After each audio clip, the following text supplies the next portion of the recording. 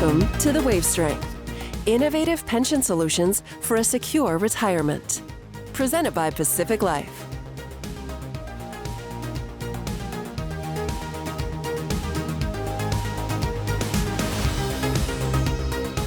Hello everyone, and welcome to another exciting episode of the Wave Strength webinar series. We have a very interesting episode ready for you today. But first, what I'd like to do is showcase a video segment that's going to help kind of outline and build the content and the nature of today's webinar. Let's roll the tape.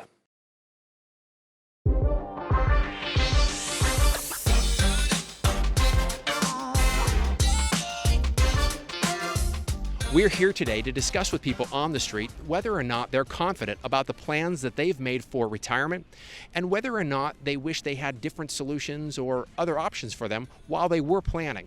Let's get started. Why do you think so many people are unprepared for retirement these days? I think older people who are in my generation, we thought a lot more about it, and people in the younger generations, I think they're just trying to make ends meet, so they don't have time or the energy or to even think about it. We had retirement programs with our work, and now they don't. So I think the younger generations face a much bigger problem than we do. It's never too late. It's never too late to start. Whether it be in investments, whether it be in real estate, whether it be in just saving, just making a plan and being disciplined enough to put a certain amount of money away each week or each paycheck. The old rule is the 10% rule. Take 10% of your paycheck, put it in the bank. Never touch it. That would be and it's never too late to start. I think the thing that's really important that I probably didn't understand is time value of money, and to understand up front that you keep working at it, and it's not that hard as long as you keep working at it and have a plan. I'm there now. I mean, I'm retired and living on my income, my Social Security, and then I have stocks and bonds and stuff. But yeah, I'm kind of like that. I have it, but I don't really want to spend it. Why? I don't know. I know I've been living my whole life for this, and then now I could do things, but there's other things. I live with my daughter and grandson, and so I'm looking more towards making sure they have a good life. I don't know that a lot of people are bringing things to me. Let's put it this way. My current employer says you put yourself in the 401k and have a nice day. And so I certainly do that because they give me free money, and it's silly to give free money away. I think the key is to understand what your expenses are today and how different they'll be in retirement. For the most part, you have the same expenses except for travel and a few things to and from work. To me, my biggest concern is health care. Health care used 40 years ago wasn't a big deal at retirement. Today it is. A lot of people are too scared to ask the questions. They don't want to perhaps share that they're not there. There's a lot of times where you're matching people, and you've got your friends that are have done really well, and they've already started that process, and you don't want to admit that you're not there. And so just ask questions. Don't be afraid, be transparent, and share. You have to share how much you have, but find out the best ways to do it. Well, those are some interesting video segments we just saw, and hopefully they'll be able to paint a picture for the topic of today's webinar. So let's get into it. I'd like you to meet our guests for today's show. With me is Michael Finke and Ruth Shaw. Michael, let's talk a little bit about your background and your role. Yes, currently I'm a professor in the Frank M. Engle Chair of Economic Security Research at the American College. Before that, I was director of the Retirement Planning and Living Center at Texas Tech University. My background is a combination of investments research and also consumer research. I have a background in consumer economics, and when I was at Texas Tech, I became very interested in this idea of how retirees can be happier if they create an income plan for themselves. And so I've done some research on the mathematics of retirement income planning, but also research on retirement satisfaction. So my primary experience has been trying to solve this important problem, which is how can retirees best take this lump sum of money that they've accumulated and turn it into an income in retirement. Excellent. Very good. And Ruth Shaw, welcome to the show as well. Please share a little bit about your background and your role at Pacific Life. Sure. So I'm an actuary by trade, fellow in the Society of Actuaries, enrolled actuary with the department and a fellow in the Conference of Consulting Actuaries. I'm also very active in the Society of Actuaries, just rolled off chair of the Retirement Committee and now vice chair of the Retirement and Aging Committee. And have been working with defined contribution plans as well as defined benefit plans my entire career, but defined contribution plans probably started in the mid-90s, which was unusual for an actuary. But I looked a little more holistically and thought it has to be part of retirement. So somebody has to be, managing it, looking at it and stuff. So defined contribution plans and defined benefit plans, I love the balance of the two, which is my role at Pacific Life now. I balance both and get to play in both worlds. So. Well, Ruth, Michael, thank you so much for sharing the background about yourselves, and we're very excited to have you in studio. Also, let's get started. A lot to unpack here, a lot of great information to discuss. So to start things off, Michael, recently you conducted a study on the license to spend annuitized income, and you found that people who have some sort of annuitized income spend more than people in similar investments. Let's discuss why. Well, if you think about retirees today, now we're in the defined contribution era, many retirees have Social Security. Some of them have a pension, but far fewer than in the past. And if we take the Social Security and the pension wealth, so you can either think of it as a flow, you get a certain amount of money every month, or you can think of it as a lump sum, like how much would it cost to buy that flow of money every month? And you compare someone who has an equal amount of wealth in investments and an equal amount of wealth in a flow, like Social Security or a pension, they spend significantly more if the money is coming from a flow. Now, this is not just psychological. There's a mathematical reason why you should spend more money. And that is because if you know that the money is never going to run out, then you're not facing an additional risk that today's retirees face because they have to bear that alone, the possibility that they may live too long. They may potentially run out if they live too well today. So if you give them money that's in a flow that they know is not going to run out, then they have a license to spend. They actually spend significantly more. They're rational about it. And in some cases, maybe they're a little bit irrational about it because they actually spend far less than they could. And isn't that the goal of saving for retirement? The goal of saving for retirement is to actually enjoy the money that, you sacrifice during your working years. When you put money away in your 401k, that's money that you're not spending on vacations or buying a nicer car or a bigger house. Why did you do it? Well, you did it so you'd live better. But then you get to retirement, and many retirees don't feel like they can live better, that they can actually spend that money. And even my own family, my mother recently had to buy a new car because Volkswagen bought back the car that she bought at the beginning of retirement. And she called me from the dealership and she said she was so upset. I have to spend $15,000 out of my savings to buy the car. And I said, well, that's what you save money for retirement.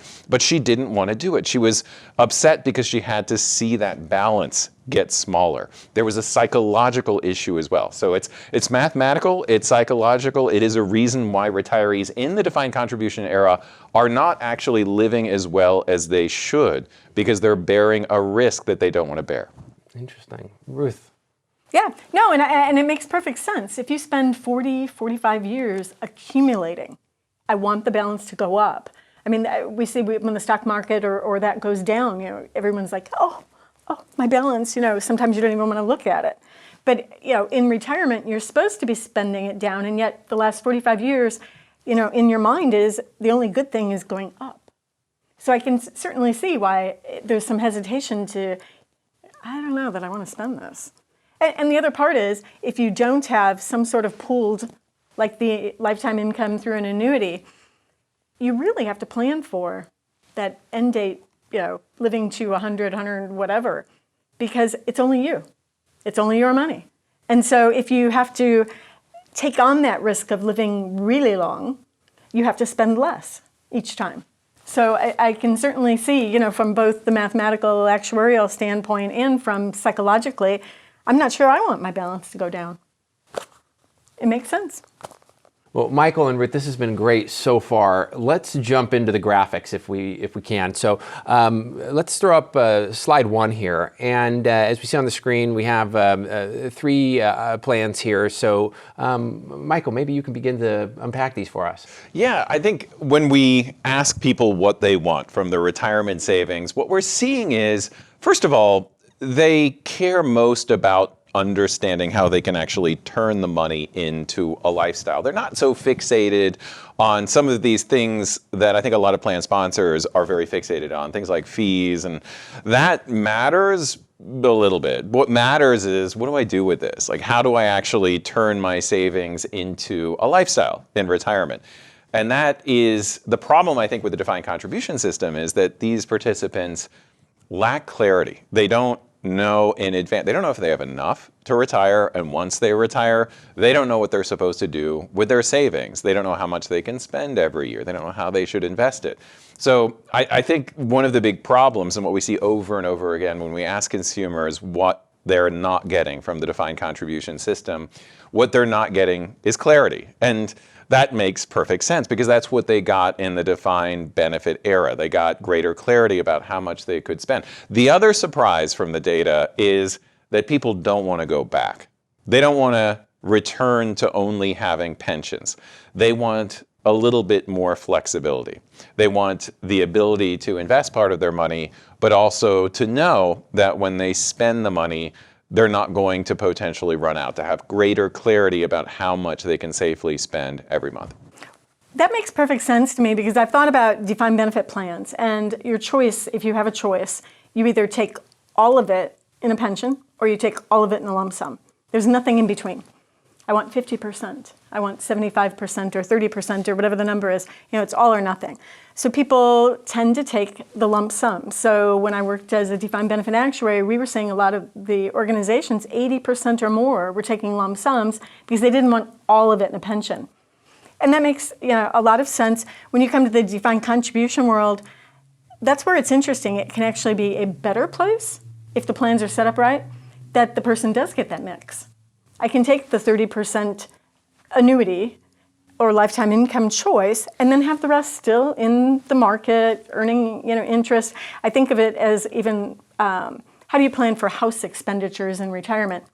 Most of the time, you need that single sum of money that just keeps everything going, and then every 15, 20 years, you need a new roof.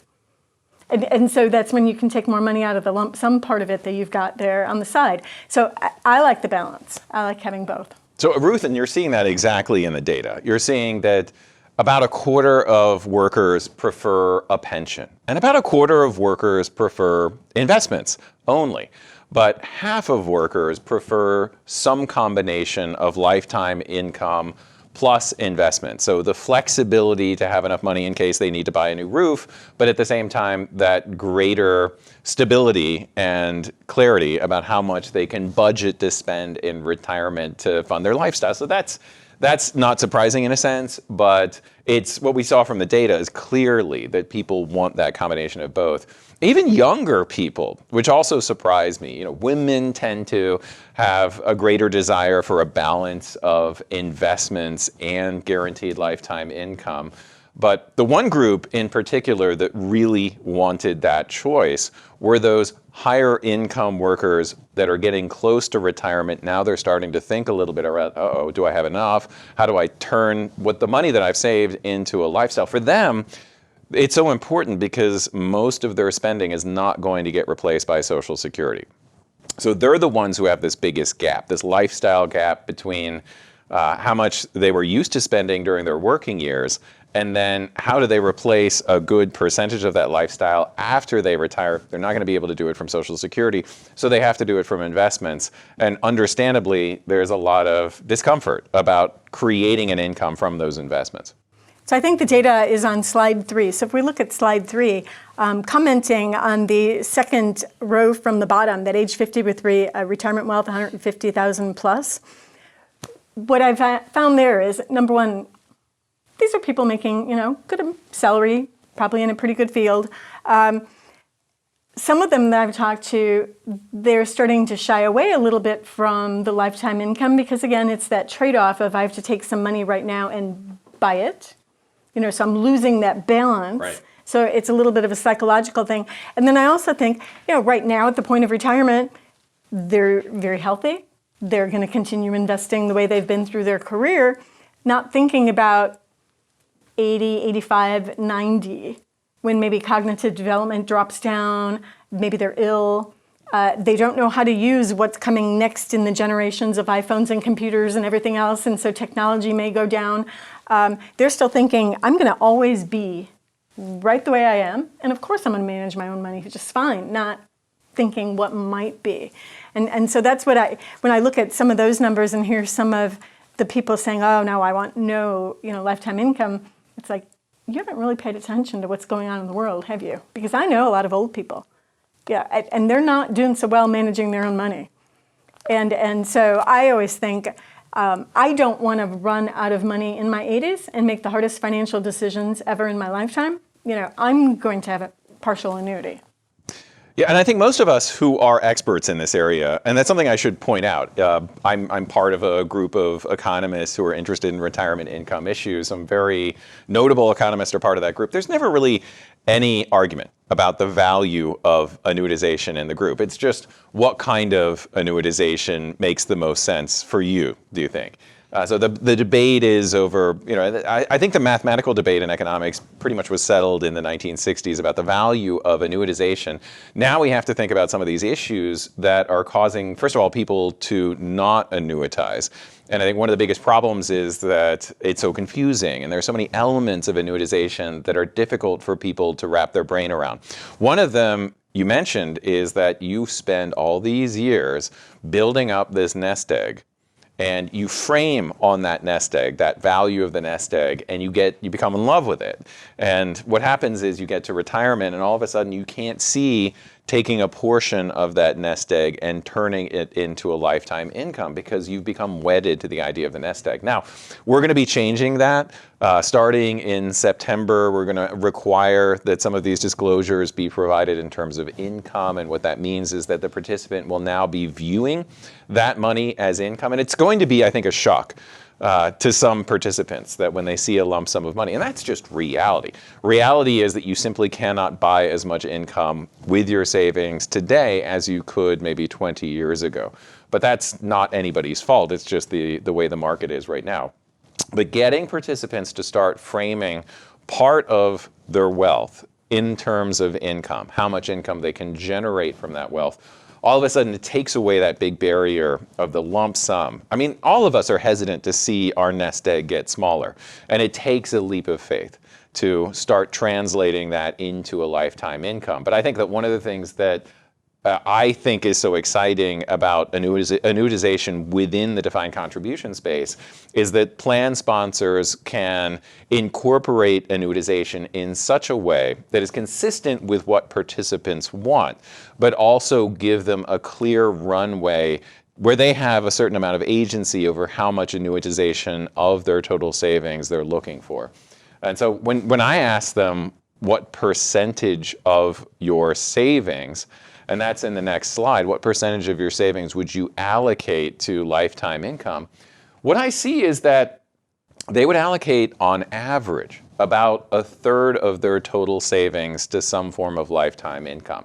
And then 2/3 they would allocate to stocks and bonds. So how do you give them the agency, the power to be able to do this? And by the way, it's not constant among all workers. Some workers definitely prefer guaranteed income more than others, but almost no worker wants no guaranteed income from their savings. So the big problem is, first of all, how do you implement a guaranteed income option? How do you give them some sort of a guidance about what percentage they should be placing in that? How do they give them some agency to decide where are you in terms of how much guaranteed income you would like? And then you provide you give them greater clarity by providing more information about how to translate that lump sum into income, because that is frankly, people have, Ruth and I were talking about, we're part of some of these discussion boards online where we're kind of voyeurs, where we're looking at how retirees are trying to navigate their way through some of these very difficult decisions. And a lot of times they step into retirement thinking that they've got a lot of money. I mean, well, sure, when you look at, and they do, yeah. Whoa, look at this amount of money. But when you take it in steps, when you take it in chunks, and you extend that right to the life expectancy, all of a sudden that large sum of money, and you touched on something earlier too, the psychological effects. I mean, really true. I mean, I know we look at the numbers, we're constantly in the numbers, but there must be some sort of psychology too that needs to be addressed, or education, I would assume, right? That can help with that demystification, that clarity. So one of the things I was thinking about is, number one, because it is, probably the largest pot of money somebody has in their lifetime that's given to them if they take that lump sum, or if it's, even sitting in the account with the employer. If we were able to take that and break it from day one between employer money and employee money still feels like yours. You've been saving it, it's your money. The employer money has never been yours. It's not part of your paycheck that went to that, building up that balance. It's always been the employer's. And I think if we could ever get to a place where record keepers would show only the lifetime income on the employer portion, keep showing the balance, the lump sum balance, of the employee money, then it's not such a hard decision to say, okay, I've got $1,000 a month from my employer to go ahead, purchase that annuity to get me right at about $1,000 a month, and it doesn't feel like you're losing suddenly, $100,000 or whatever it might be. So I think, there are ways to make it easier to get to that point where it doesn't feel like you're giving away, half your money or something to get to that lifetime income you want.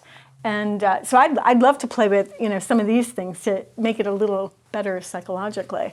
That's how I feel, because one of the essays I read for Society of Actuaries recently, it was a person who was a brilliant cybersecurity person, not an actuary, not a mathematician, economist, anything like that. And he went through this, wrote this essay and went through trying to figure out what he needed in retirement. And he got to the point where he did want the security, the safeness of having the annuity. He and his wife agreed. And he said, but the hardest part was actually purchasing it.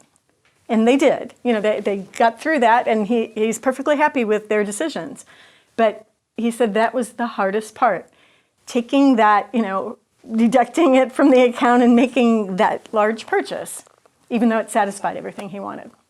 I love this idea of using the employer contribution and framing that part as lifetime income. It also creates an endorsement. Well, my employer thinks that this is the right thing to do, so why would I want to deviate from that? And I think we're really in the midst of a revolution in the defined contribution world where employer endorsements are really guiding the majority of retirement savers right now. If you look how many are saving in investment defaults, it's over 50% of workers. So if you could then start thinking about ways to use that endorsement to transition workers into partial annuitization, that seems like a more seamless, less psychologically difficult way to get them to do what they want anyway. So what you'll find is that once they start getting opted into these types of guaranteed income options, hardly any are going to opt out. We see that in the survey data. That most people want the idea of partial annuitization. No one who ever was eligible to receive a pension regretted it after they retired. They said, oh God, this pension is such an annoyance. I wish I didn't have it. So people like it, but we just have to start. I mean, if you think, Shlomo Benartzi has been saying that we've spent so much of our time figuring out how to fly in the retirement world, but we've not figured out how to land. So we've got employees now, we've done an amazing job of getting them to accumulate this nest egg, but we've done nothing to try to get them to spend down the nest egg in a way that's going to make them better off, that's going to make them more comfortable about feeling like they can retire. So that's the whole goal of this. So if that's the goal, then the next step of, I think, the retirement, the defined contribution revolution is thinking about ways to land the plane and do it in a way that's going to actually make people happier. Yeah, Shlomo's example is perfect that you bring up there. We need to extend that runway.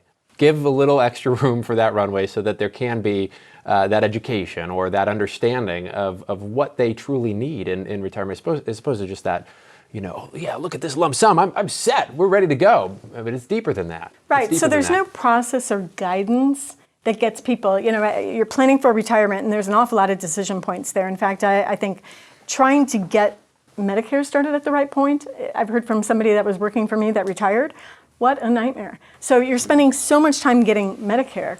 The last thing you want to do is spend a ton of time thinking about retirement decisions. And I think that's where also a lot of people get to, if they don't already have that piece of lifetime income purchased, or been buying little purchases every year as they go through, it just becomes one of those decisions like, I'm so overwhelmed. I can't make another decision here, and so I'm not going to. But like you said, if there was already, if employers and others felt comfortable saying, instead of, here's your choices, you've got this $1 million balance or whatever it might be, or you can take this annuity here. And instead of just showing them, starting out saying, okay, here's 30% of your money we've already thrown into this bucket for lifetime income. Here's the other money. Here's where you might put it in. Maybe we've got this retirement glide path or something else. But here's a starting point. Take a look. What do you think? Play with it. Okay, maybe I don't need it because in fact my spouse or significant other already has the pension. So maybe I don't need all of it. I can play with it a little bit. Or maybe I want more. In fact, maybe I don't want to think about this at all. I know, I need $2,500 every month to take care of things, and I'm going to get to that $2,500 every month.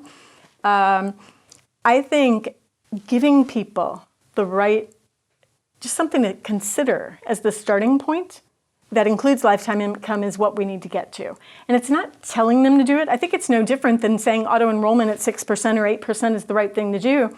We've gotten over that hurdle. Employers do that now regularly. And in fact, a lot of them are going up to 10% and even higher. This is the same thing. You're not forcing them into that position, but you're at least guiding them to say, this is a nice starting point. Think about this in retirement, and if you like it, press that button. If not, play. But we have to get people comfortable with even showing them what might be a nice possibility. So a lot of work, I think, on the process side and getting fiduciaries comfortable with some of these options. But on the participant side, in the long run, it's going to be the right thing to do. They get better information. And like you said, if this is a default or a position put in front of them, if they don't know enough to differ from it, they're just going to do it. Yeah, I think auto enrollment and especially auto escalation, that's a great example of one of those features that a lot of plan sponsors were concerned about because they thought, they're going to be saving a lot more than they want and there's going to be a lot of pushback. What have we seen since, for those firms who have implemented auto escalation? We've seen that finally workers are now saving at a rate which they probably need to save in a low interest rate environment to get where they need to be to maintain the lifestyle that they had before retirement. And nobody's pushing back. I mean, we're looking at 90% of them just stick with it after the course of 3 years. This is where the plan sponsor, because they're more knowledgeable, has the ability to make some changes like auto escalation that can have an enormous impact on the well-being of their employees.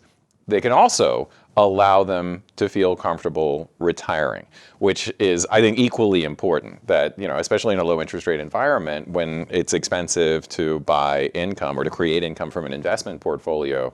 How do we get them to save enough? And then when they retire, how do we get them to feel comfortable, again, about retiring because they know they have enough. They know that they can buy the lifestyle that they want. And you mentioned this idea of thinking about spending, starting with the lifestyle and then work back to what the investment portfolio is going to look like that's going to solve that problem. So people have a portion of their budget in retirement, it's different for everybody, but a portion of their budget that is fixed expenses. And so with fixed expenses, you can either fund those on your own with safe investments. It's not appropriate to fund your property taxes with stock investments that could go down for a decade or more. Nobody knows what's going to happen in the stock market, so you've got to be able to fund safe spending with safe investments. But there is a risk to using safe investments. The risk is that you don't know how long you're going to live. So it's like you have a loaf of bread sitting in front of you, and you have to make the loaf last through the month. But you don't know how many days there are going to be in the month. Maybe there's 20, maybe there's 31. But you have to decide at the very beginning how thick the slices are going to be. That's the problem. And if you make them too thick, you're going to have a good time at the beginning of the month, but you're going to run out at the end of the month. And if you make them too thin, you could have lived better. You could have had, you could have had a nicer sandwich back on the first week of the month. And essentially that's what we're trying to do is, first of all, determine how much you need to be able to fund your basic expenses in retirement. Once you do that, figure out your two options. One of them is to fund them with safe investments. The other is to pool the risk of not knowing how long you're going to live, not knowing how many slices you need to take out of that loaf of bread. If you can pool that risk with other retirees, you can actually spend more, and you can do it without the fear that you're going to potentially run out.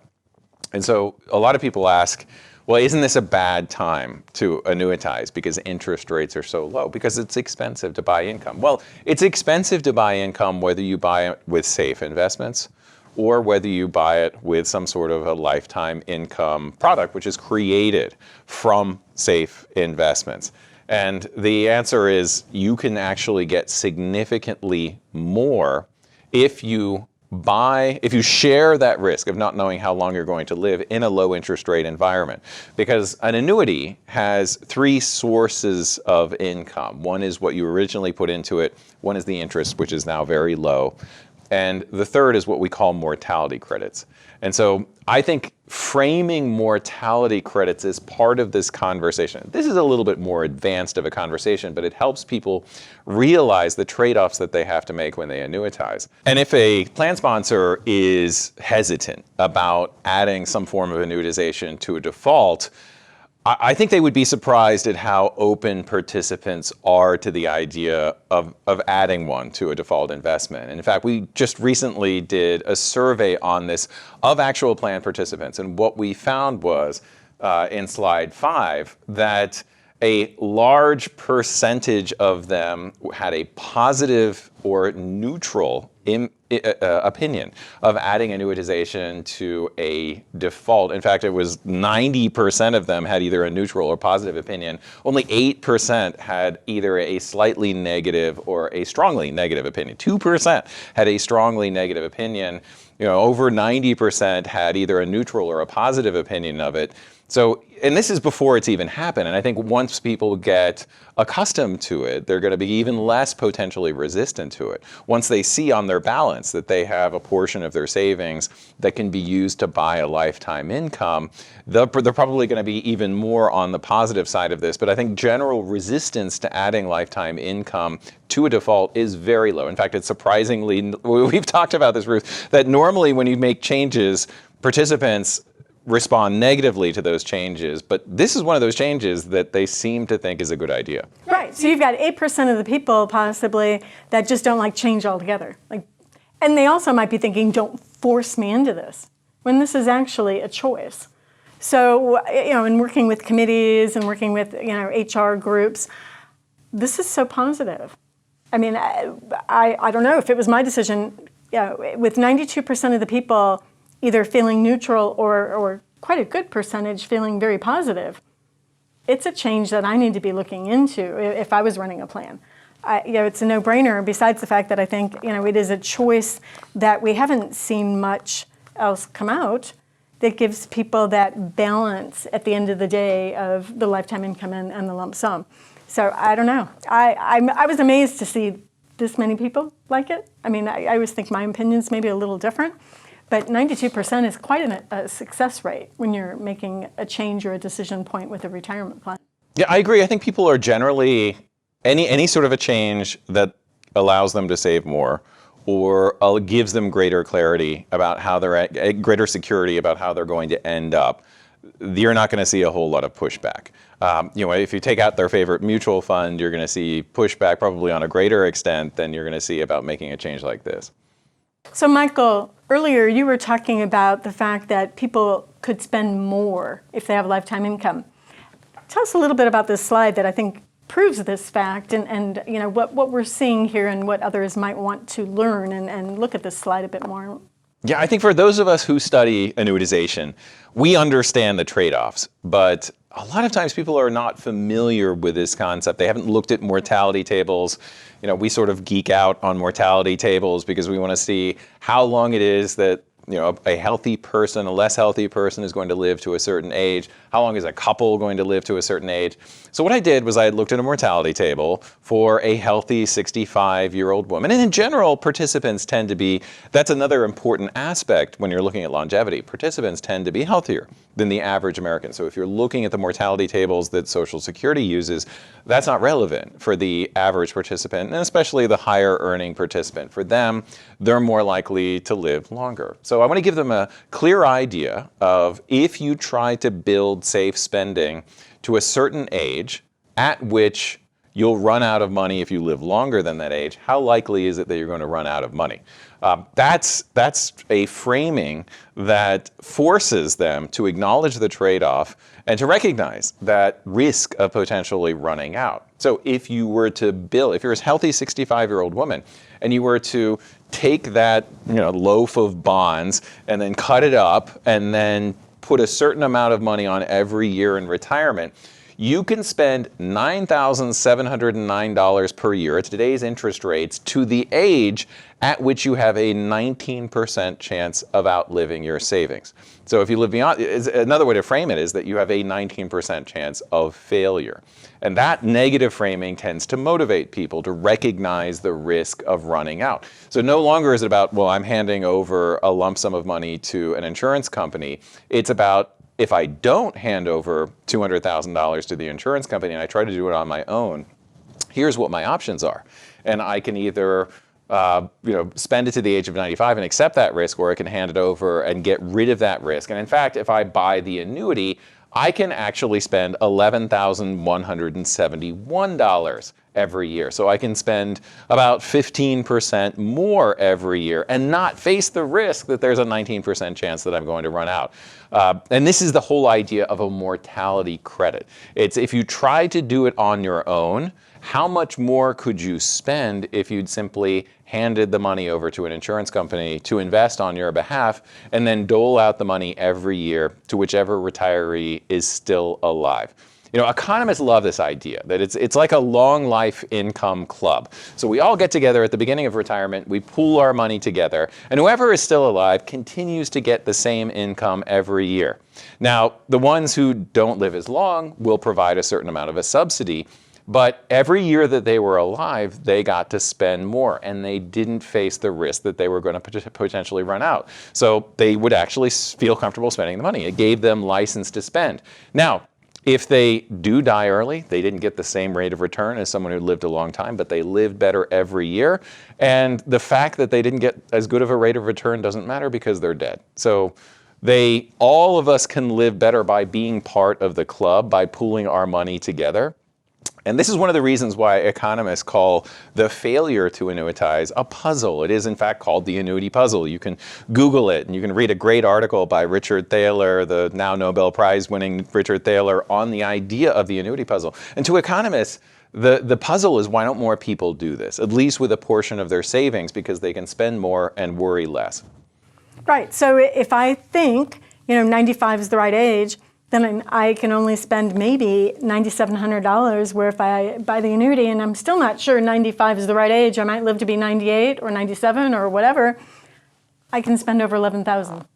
And I don't have to worry about year to year to year investment returns and how they may differ and go up and down, which they always do. So, this is where that certainty, less stress, less worrying actually might lead you to having a longer life if you're not so worried about some of these things. Right, and at least you feel more comfortable spending money on the kind of things that, in my own research, I find makes people happier in retirement. So when I've done interviews of people who have bought income annuities, I hear things like, it doesn't matter what's going on in the market, I can still go out to eat with my friends without having to worry about it. I go on 4 vacations per year, and no matter what's going on, I still feel comfortable doing it. That's the license that we're giving people. We're giving them the freedom to be able to enjoy the money they've spent, because that risk is not hanging over their head. Right, and that 4% rule, I had a funny story one time. It's a professor at a well-known college. He retired, One day, the HR director found him sitting on a bench in the commons there, eating a peanut butter and jelly sandwich, and started laughing with him like, I know you're getting more in retirement than this. You can actually eat better than just the peanut butter and jelly sandwich. And he said, yeah, but last year didn't do so well, and I'm following that 4% rule, so I'm actually down this year. And so this is in my budget. I have to eat this from time to time.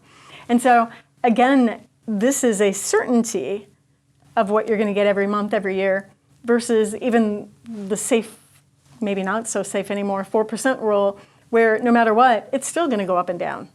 And people don't realize that either. And that's a part of the risk of having your money in the stock market, is that you just don't know. And every retiree has a finite lifespan. And if they don't get the returns that they wanted at the beginning of retirement, what's going to happen is that that's going to affect the lifestyle that they're able to lead later in retirement. And do you want workers to have to bear that risk to fund even basic expenses in retirement? Or do you want to give them a different option? I think that ideally, some blend of investments and protection against outliving your savings is going to make them better off. Michael and Ruth, thank you so much for being with us and sharing your thoughts on this subject. It's been very interesting. What I'd like to do, though, before we wrap up is maybe get a question in here if we can. So a question that we have, what is in it for the plan sponsors to even offer guaranteed lifetime income? What's in it for them? Well, if we go back to slide 5, I think it's, having 92% of the people either wanting this and being much happier with it, or being very neutral, maybe they don't know enough about it, but it doesn't seem like there's any downside with offering it. So then you might start thinking about, okay, there is maybe a little bit of added, duties, process, other things. But at the end of the day, when I think about fiduciary duties, administration, a lot of this is going to be just an extra option with your record keeper or outside of the record keeper, depending how some of this runs. But it's not going to be that much extra duty. If you make a decision to add it in the plan, it's going to run just like everything else you monitor in the plan. You're going to just do your normal fiduciary requirements and monitor it and watch over it. Nothing else there. Maybe at the beginning, like anything you're going to roll out, whether it's a new investment or a new option or provision in the plan, you're going to communicate heavily, so there's some communication needs. Ongoing communication will start just being very routine. So other than some build-up at the beginning with some time and effort, get everything set up, you may, at the end of the day, have much happier participants and may actually be able to support workforce planning in the right way when people understand they have the ability to retire and they're comfortable with what they're seeing in lifetime income. Great answer, Ruth. Yeah, I'm glad we got that question in there. And, I want to take this opportunity as we wrap up to thank you, Michael Finke and Ruth Shaw, for joining us on today's episode. It's been a pleasure hearing your thoughts on this subject, and I'd love to have you back at some point. Anytime. It was a wonderful conversation. Yeah, thank you. I enjoyed it too. Thanks, Michael. Thank you, Ruth. And to our viewers, thanks for joining us today on this episode of the Wave Strength webinar series. I want to encourage you to view our other content. You can visit our website or search Google for the Wave Strength, where you can see our podcasts and our other webinar episodes. Thank you so much, and we'll see you next time.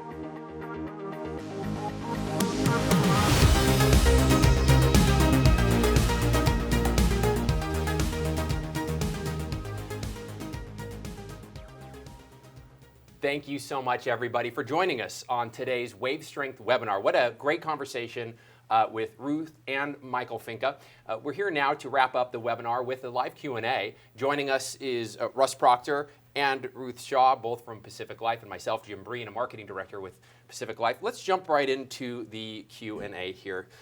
Let's go back to the beginning of the webinar, the person on the street interviews that we did. What do y'all think? Can we pull something from that? I thought those were great, Jim. I really liked how you did that, talking to the people out there. I think that's the important thing that we're doing, is really talking to the people that are going to be using this lifetime income. And some of the questions I thought were great. One in particular was the person that was talking about the younger generation versus the older generation, kind of saying that what seems like the younger generation is not preparing as well as the older generation. Mm-hmm. And I think it's an interesting thing to think about. And Ruth, I don't know if you had some thoughts on that? Yeah, I mean, it's interesting from the perspective that, the older generation, many of them are nearing retirement or are retired, and a lot of them benefited from our old defined benefit pension plans. So when you think about who's better prepared for retirement broadly, it is maybe that older generation, but they were given these plans and these benefits by their employers. It wasn't that they, at an individual level, prepared necessarily for retirement. They just happened to work for the right employer. The employer took care of them. They got to now benefit from these pension plans. So when you think about the newer generations under 401k, 403b plans, they actually probably are preparing at an individual level better than the prior generations, because the prior generations didn't necessarily prepare.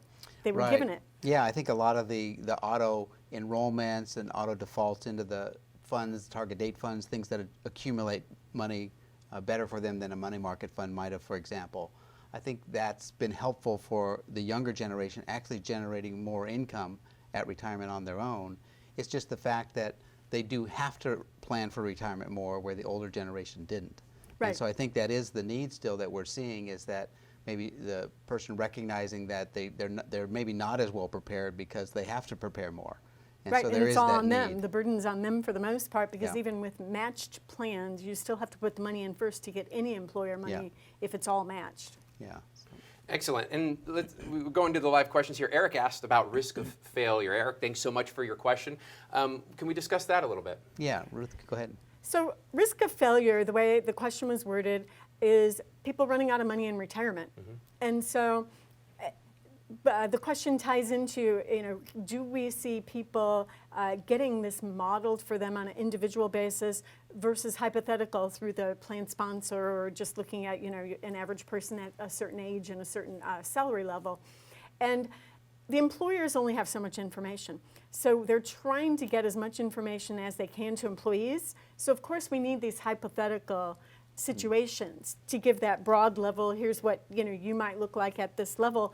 But the better approach, of course, is to take that, then maybe go meet with an individual advisor or do your own planning if you're so apt to do so, and get these better numbers that are more meaningful for you. So yes, individual is always better than hypothetical, but employers don't have those numbers. And we're glad employers don't have everything there is to know about us. Yeah, I think that's right. I think we're starting to see the plan sponsors think about that more, the risk of failure. It's something that hadn't been talked about as much, I think, historically, but part of the drive towards the guaranteed lifetime income is the fact that they are looking at this risk of failure and knowing that an individual kind of all on their own trying to save for retirement, the risk of failure is just higher because you don't know how long you're going to live, you don't know how much you're going to earn, and that guaranteed lifetime income is what really helps you avoid or prolong that risk of failure, that if you've got some guaranteed lifetime income, you know that you're always going to have some money coming in. Well, so like the person on the street video we just watched, the person who discussed, I don't know if I'm gonna. I have it there, but I don't know how long I'm gonna live. Is this money gonna outlast me, or am I gonna outlast the money? I don't know, and so I don't want to spend it. So what do you feel about that? Well, I think that was a great question. It really kind of hits to the crux of the issue here, that people, we talk about where they're saving more and they feel like they have it now, but they really don't know if they have enough. And so that lady had mentioned that she was afraid to spend it. She's actually living with her daughter. Yeah. So, as a great way to save money. And I'm sure that mother-daughter get along great and love each other, love living together. But I do know other mother-daughters that may not be their first choice. No. And if the mother really could afford to live on her own but was afraid to, it might be nice to say, hey, Mom, how about some guaranteed lifetime income? Enough so you know that you could pay your rent, you could do all the things that you want to do, and you could come and visit us all the time, but you don't have to live here. And I think that's one of those things we see people sacrificing maybe their enjoyment in retirement because their fear of running out of money. And Ruth, if you had any thoughts on that as well. Well, the only way to guarantee is to save for at least living to 100.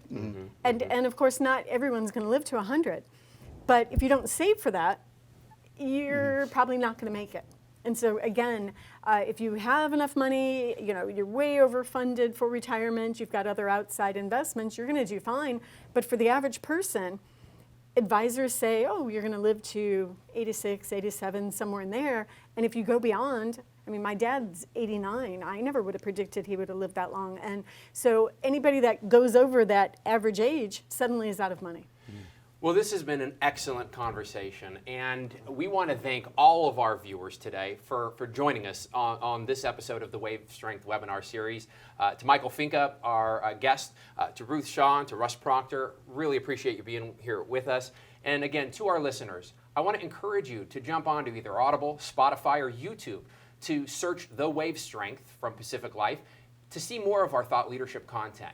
And feel free to add comments. We're very interested in engaging and learning more about what you have to say about these topics as well. And once again, thanks for joining us, and we look forward to seeing you next time.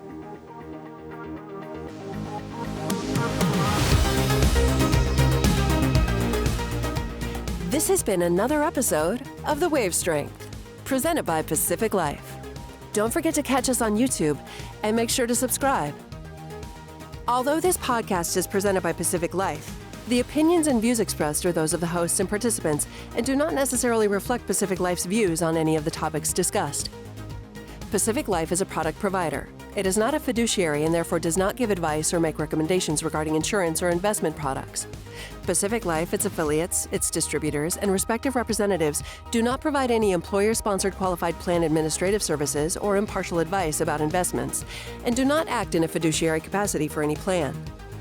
Pacific Life refers to Pacific Life Insurance Company, Newport Beach, California, and its affiliates, including Pacific Life and Annuity Company. Insurance products are issued by Pacific Life Insurance Company in all states except New York, and in all states by Pacific Life and Annuity Company. Product availability and features may vary by state.